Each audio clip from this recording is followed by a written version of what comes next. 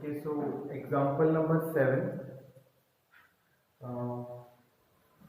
हम लोगों ने बेसिकली जो आपके थ्योरम्स हैं, थ्योरम 6.3, 6.4 एंड 6.5, अपन ने वो थ्योरम्स कर ली हैं। हमने वो theorems along with the examples करी हैं। वीडियो आपको मिल जाएगा यूट्यूब पर, आप देख सकते हो। देन अब अपन बेसिकली आते हैं एप्लीकेशन पार्ट पे कि किस तरीके से हमारे पास में क्वेश्चंस आते हैं, क्योंकि अभी तक हम लोगों ने पहले थ्योरम करी थी, फिर हमने उसके ऊपर भी एग्जाम्पल किया था। सो वो ऑब्वियस था कि जो हम थ्योरम कर रहे हैं उसी पे हम लोग एग्जाम्पल कर रहे हैं, तो वही थ्योरम एप्लीकेबल होने वाली है। बट अब जो अपन एग्जाम्पल्स लेने वाले हैं ना, वहाँ ऐसा कुछ लिखा हुआ नहीं है कि हमें एक पर्टिकुलर थ्योरम का यूज करना है। हमें खुद को दिमाग लगाना पड़ेगा कि कौन से टाइम पे कौन सी थ्योरम आपकी यूज होने वाली है। तो आपका एग्जाम्पल नंबर 7 है।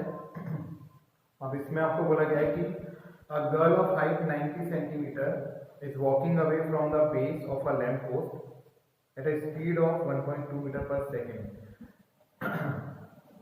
अब ध्यान से देखना कि इसमें आपको क्या बोला गया है कि आपके पास में एक ग्राउंड है। अब ऐसा लिखा हुआ नहीं है ग्राउंड है, बट ऑब्वियसली बात है जो लैंप पोस्ट होगा ग्राउंड होगा, हवा में नहीं होगा, हैरी पॉटर नहीं कर देना, ध्यान रखना। तो आपके पास में ग्राउंड है और इस ग्राउंड पे एक जगह कहना कि लैंप पोस्ट, इस लैंप पोस्ट को मैंने बोल दिया ए, ठीक है। एंड ये जो लैंप पोस्ट है ना, इसकी हाइट आपको यहाँ पे दे रखी है 3.6 मीटर। वहां पे लिखा हुआ है कि the lamp post is 3.6 metre above the ground. तो find the length of her shadow after 4 seconds. एक लड़की है जो इस लैंप पोस्ट के पास से चलना चालू हुई और कुछ देर तक वो चली गई, तो कुछ देर बाद आपको उसकी शैडो की लेंथ बतानी है।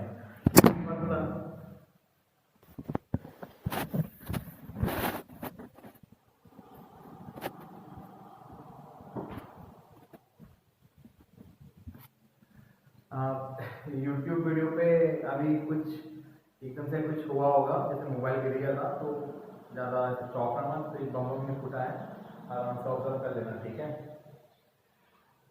तो मैं ना टेबल पे पैर में लगाऊँ, वो वहाँ से हिल रहा है, चलो ठीक है। तो इस दोबारा से बात करते हैं, है ना। जो लड़की है वो लैंप पोस्ट के पास से चल रही है और 4 सेकंड बाद आपको बताना है कि उसकी शैडो की लेंथ क्या होगी। जो लड़की बेटा आपको उसकी स्पीड दे रखी है 1.2 metre per second. Speed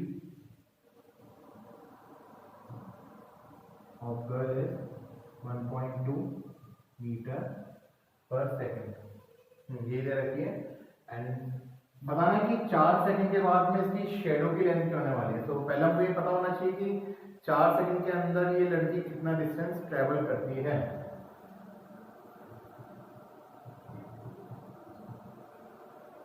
distance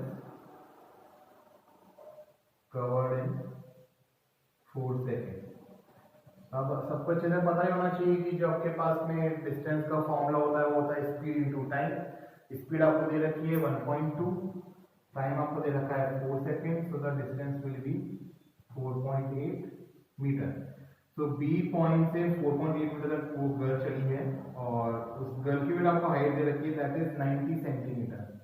from this distance is 4.8 metre. मान लो इसको अपन लिख सकते हैं यहाँ पे सी।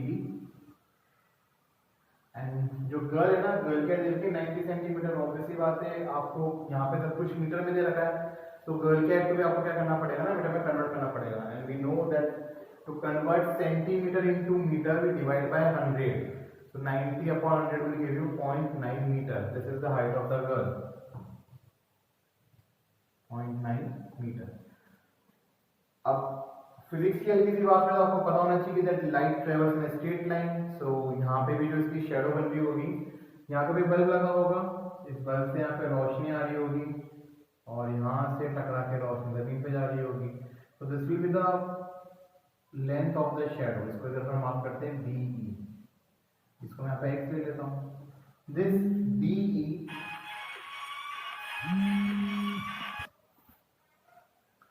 सो यहाँ पे हमको ये पता पड़ चुका है कि जो गर्ल की हाइट है 0.9 मीटर है, and this x is the length of the shadow जो हमको फाइंड करनी है, ठीक है ना। अब हमको अच्छे से पता है बेटा कि जब भी जो आपका लैंप पोस्ट होता है वो हमेशा स्ट्रेट ही होता है। ऐसा तो नहीं है कि आपने कोई ऐसा तिरछा लैंप पोस्ट देखा हो, और आप भी जब सड़क पे चलते हो तो तिरछों पे तो नहीं चलते हैं ना, सीधे सीधे चलते हो, हमेशा जो आपकी हाइट होती है हमेशा स्ट्रेट वे में मेजर की जाती है। इट मीन्स कि we always stand in a perpendicular way with the ground. It means this angle is 90 degree and this angle is also of 90 degree. ठीक है, now we have two triangles here, triangle A B E and triangle C D E. तो हम दो triangles का ध्यान से observe करते हैं। In triangle A B E and triangle C D E. अच्छा, दोनों ट्राइंगल्स के अंदर बेटा आपको यहाँ पे 90 डिग्री के एंगल दिख रहे होंगे, so we can say that angle B is equal to angle D, that is 90 degree, and this E angle is common in both the triangles। ABE के अंदर भी एंगल E आ रहा है और CDE के अंदर भी एंगल E आ रहा है, so we can see that angle E is equal to angle E, common angle है आपका। अब दो ट्राइंगल्स में अगर आपके दो कॉरस्पॉन्डिंग एंगल्स क्या हो जाते हैं, इक्वल हो जाते हैं, तो तीसरा भी इक्वल ही होता है। So we can say by A similarity these two triangles are similar, so triangle ABE is similar to triangle CDE। अभी दोनों ट्राइंगल्स आपके सिमिलर हो गए ना, तो सिमिलर ट्राइंगल्स की जो साइड्स होती हैं उनका जो कॉर्स्पॉन्डिंग साइड का रेशियो होता है वो क्या बनता है, कैसा होता है, इक्वल होता है। तो यहाँ पे हमें वो साइड्स लेनी है जहां से हम x निकाल सकें, इसी का ध्यान रखना। ये हाइपोटेनस वाली साइड्स तो है नहीं हमारे पास, उनको लेने की कोशिश भी मत करना। नाउ दोनों ट्राइंगल्स की कॉर्स्पॉन्डिंग साइड लीजिए, तो यहाँ पे अगर मैंने लिया AB तो यहाँ पे मैं क्या ले लूंगा, CD। Therefore AB upon CD will be equal to, यहाँ पे आपके पास में आएगा BE और यहाँ पे आपके पास में क्या जाएगा, DE will be equal to BE upon DE। अब बेटा अपने यहाँ पे वैल्यूज डालते हैं। AB आपको कितना दे रखा है, 3.6 मीटर, एंड CD आपको कितना दे रखा है यहाँ पे, 0.9 metre. 3.6 upon 0.9 equal to BE की बात करें, so this BE is 4.8 plus x। अगर मैं कंप्लीट BE की बात करूंगा, this will be x plus 4.8 metre, है ना। सो यहाँ पे आपके पास में आ जाएगा x प्लस 4.8 अपॉन DE की बात करें तो DE कितना दे रखा है आपको, यहाँ x ही माना था यहाँ पे, तो यहाँ आपके पास में x। देखो यहाँ पॉइंट से पॉइंट गया, 9 की में गया 4 टाइम्स, तो इसको क्रॉस मल्टीप्लाई करो तो आपको क्या मिलेगा, 4x is equal to x plus 4.8। Transfer करो x को, 4x minus x is equal to 4.8, 3x is equal to 4.8 and this x will be equal to 4.8 upon 3. This will be equal to 1.6 metre.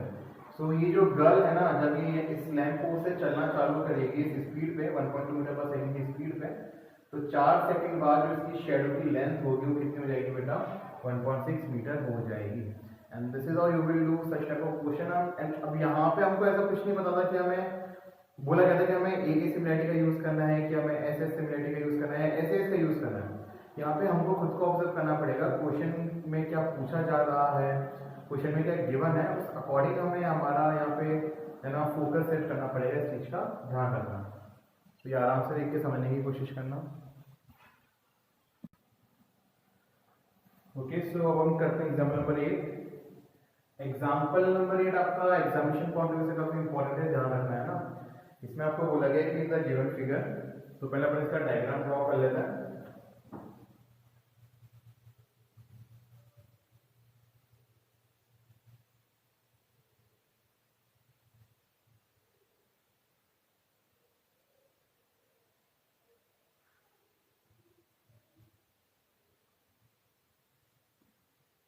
This is ABC,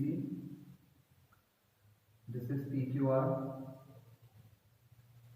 and यहाँ पे CM नाम की line segment है। ये क्या है आपको question में पता पड़ जाएगा। यहाँ पे एक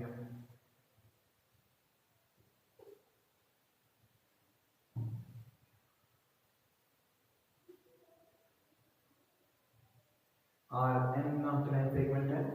तो क्या इसमें लिखा हुआ है In the given figure, CM and RN are the medians of triangle ABC and triangle PQR.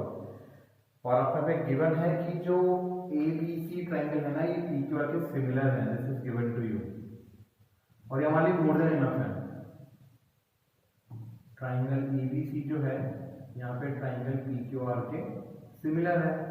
दूसरी चीज, सिमिलर होने का मतलब है कि दोनों ट्राइंगल्स के कॉर्स्पॉन्डिंग साइड का रेशियो इक्वल होने वाला है और दोनों ही ट्राइंगल्स के कॉर्स्पॉन्डिंग एंगल्स इक्वल होने वाला है. तो सिमिलर का ये अपने आप में पूरा मतलब होता है कि जो दो क्राइटेरिया हम लोगों ने प्रूव किए ना 6.3 और 4 में, तो दोनों ही यहाँ पे एप्लीकेबल है. इस चीज का ध्यान रखना.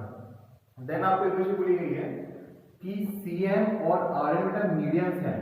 सो आप सबको पहले तो पता होना चाहिए मीडियन होते क्या है. अगर भूल गए तो सुन लेना ध्यान से. मीडियन बेसिकली आपकी वो लाइन होती है जो ट्राइंगल के किसी भी वर्टेक्स से अपोजिट साइड पे ड्रॉप की जाती है. लेकिन इसकी स्पेशलिटी ये होती है ये ट्राइंगल को दो इक्वल पार्ट्स के अंदर डिवाइड करती है in terms of their area. दूसरी चीज जो अपोजिट साइड होती है ना जहां पे आप मीडियन ड्रॉप करवाते हो ये उस साइड को भी क्या कर देती है, बाइसेक्ट कर देती है. तो अगर यहाँ पे CM और RN मीडियंस हैं तो दिस AM और M भी बराबर है. यहाँ पे PN और NQ भी आपस में बराबर हो गए. इसका ध्यान रखना क्योंकि CM and RN are medians. ये अपने आप में ये चीज बताती है that it divides, it bisects the opposite side, है ना. इसका ध्यान रखना. Also CM is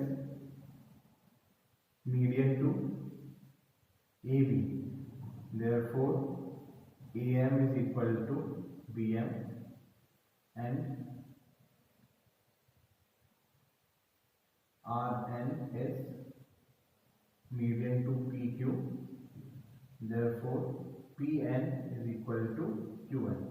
ठीक है ना. मतलब ये PN जो है ना इस PQ का क्या है, हाफ है. फिर कैसे आप ये भी कह सकते हो जो PQ है ना ये PN का डबल है. इस one in the same thing. अब हमें आगे प्रूफ क्या करना है ध्यान से. इसमें आपको तीन चीजें प्रूफ करनी है तो अपन एक ही करके चीजें उठा के प्रूफ करेंगे. टू प्रूफ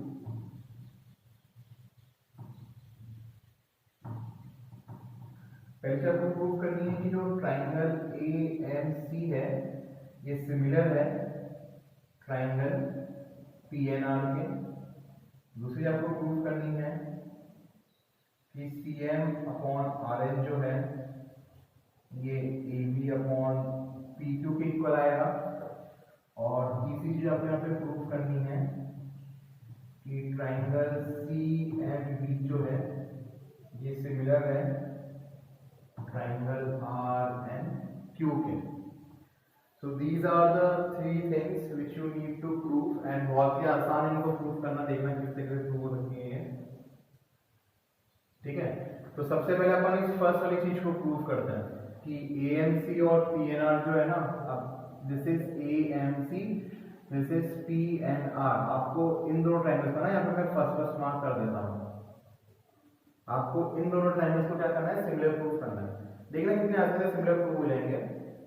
अब सबसे पहले तो ना अपन चीजें इकट्ठी कर लेते हैं. चीजें इकट्ठी करने का मतलब है हम वो चीजें इकट्ठी कर लेते हैं जिनसे ये ट्रायंगल आपके सिमिलर प्रूव होता है. ठीक है. फिर अपन एक साथ उनको डायरेक्टली यूज भी कर पाएंगे यहाँ पे. जैसे मुझे ये पता है कि ABC जो है ना ये PQR के सिमिलर है तो इनके कॉर्स्पॉन्डिंग एंगल्स आपस में इक्वल होने चाहिए. सो इधर अपन ऐसा कह सकते हैं now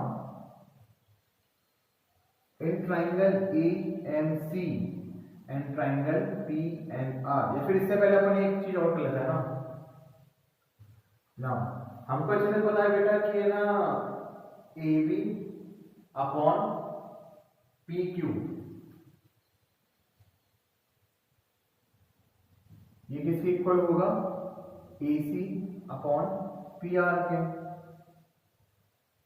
क्यों? क्योंकि ABC और PQR के सिमिलर ट्रायंगल्स हैं तो उनके कॉर्स्पॉन्डिंग साइड्स का रेशियो भी बराबर होने वाला है. So this AB upon PQ will be equal to AC upon PR. ABC और PQ आपस में सिमिलर है इसलिए.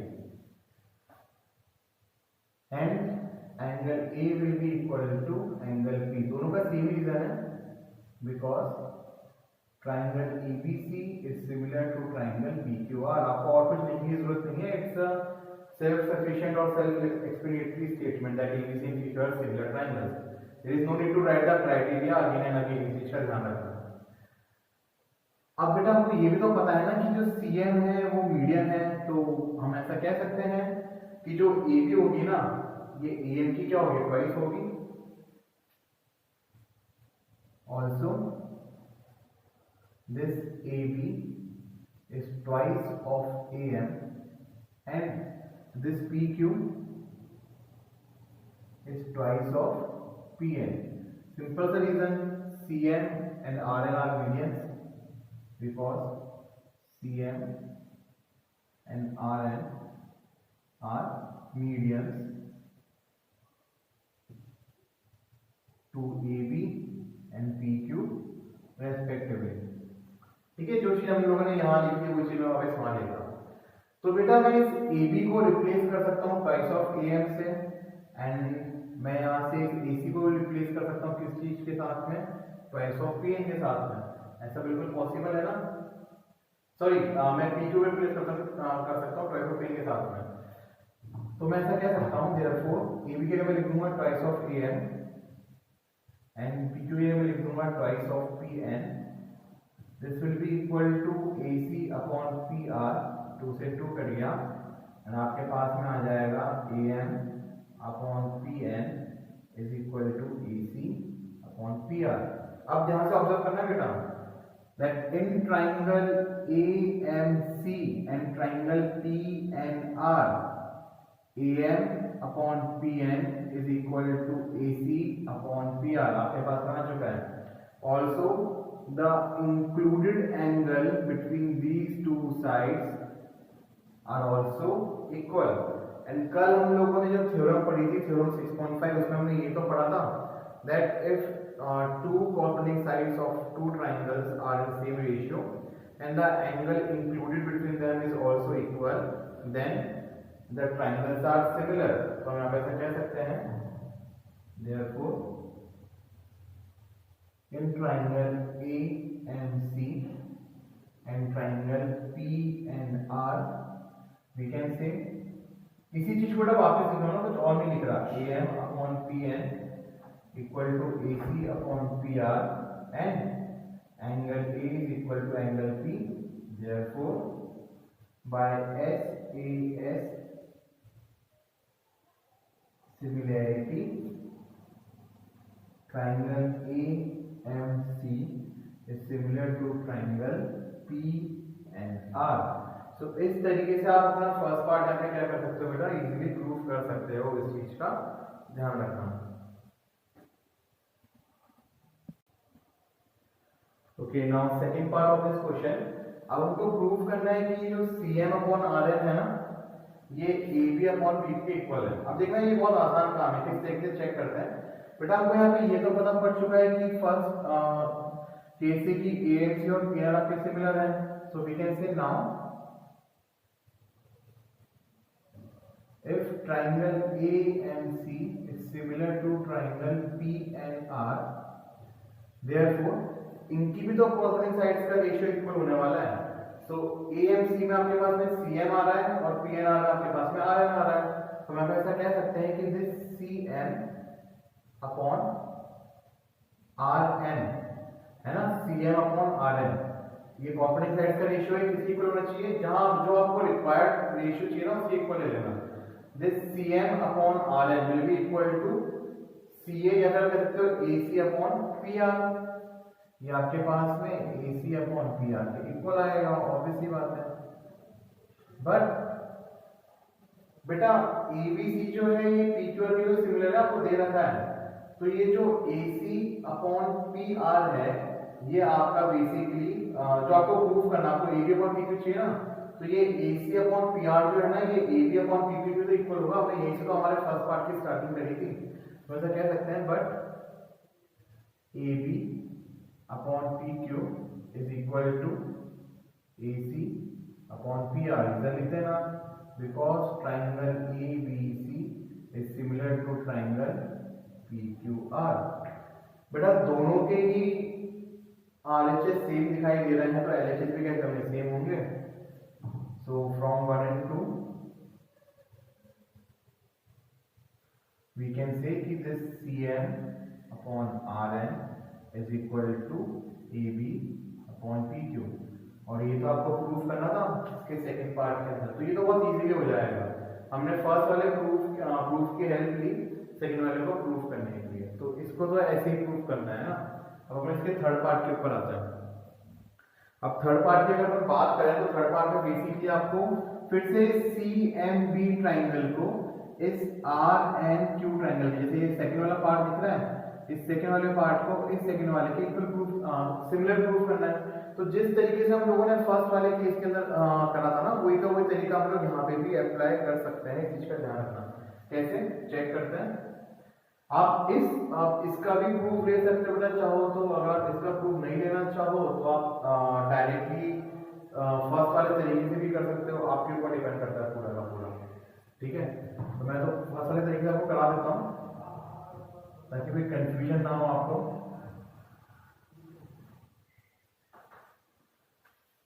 तो अगेन हमको अच्छे से पता है कि क्योंकि दोनों ट्राइंगल सिमिलर हैं, तो ये जो एंगल बी होगा ये किसके इक्वल होने वाला है, एंगल क्यू के इक्वल होने वाला है। कॉरस्पॉन्डिंग एंगल्स हैं ये सिमिलर ट्राइंगल्स के, तो इक्वल ही होता है आपके पास में। So we can say now again बेटा दूसरी चीज हम लोगों ने अभी यहाँ पे क्या देखा कि आपका जो ये इससे पहले हमने देखा था कि छोटे वाले जो ट्राइंगल है दैट इज 1 और 1 ये भी आपस में सिमिलर थे। तो हम उसमें हमने क्या किया था, AB को हमने क्या लिखा था, ट्वाइस ऑफ AM लिखा था। यहाँ पे अपन इसमें अपन क्या करेंगे, AB को क्या लिखेंगे, ट्वाइस ऑफ BM लिखने का यूज करने वाला है। तो सबसे पहले अपन ट्राइंगल का नाम लिख देते हैं, इन ट्राइंगल C अपना CM भी बोला था बेटा, अगर अपन इसी अकॉर्डिंग नाम देंगे ना, तो in triangle CMB and triangle RNQ। So we know here कि ये जो आपके पास में इंक्लूड एंगल है ये BM और BC के बीच में बन रहा है, तो हमें यहाँ पे भी QN और QR साइड पे यूज करना पड़ेगा। ठीक है ना, क्योंकि जो इक्वल एंगल होता है वो हमेशा इंक्लूडेड एंगल होना चाहिए, जो आपकी साइड्स का रेशियो इक्वल होता है उनके बीच में होना चाहिए ना, इसका ध्यान रखना। So we will use the fact of this given thing that BA upon QB, या फिर आप AB भी ले सकते हो, फर्क नहीं पड़ता। चलो ठीक है, इसको यहीं छोड़ देना। AB upon PQ is equal to BC upon QR। But हमको अच्छे से पता है कि हम AB को क्या लिख सकते हैं बेटा, ट्वाइस ऑफ BM लिख सकते हैं,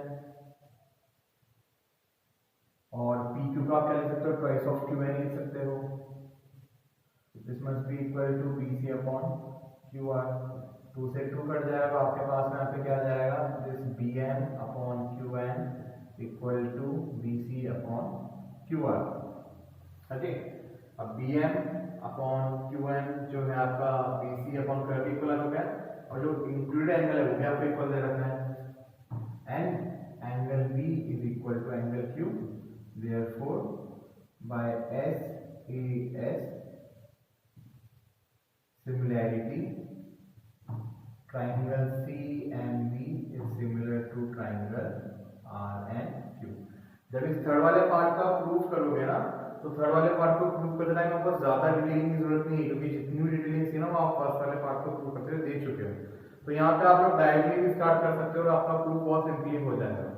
So all the hard work you need to do is to prove the first part, then the rest of the 2 parts can be proved very easily and effectively। इस चीज का ध्यान रखना।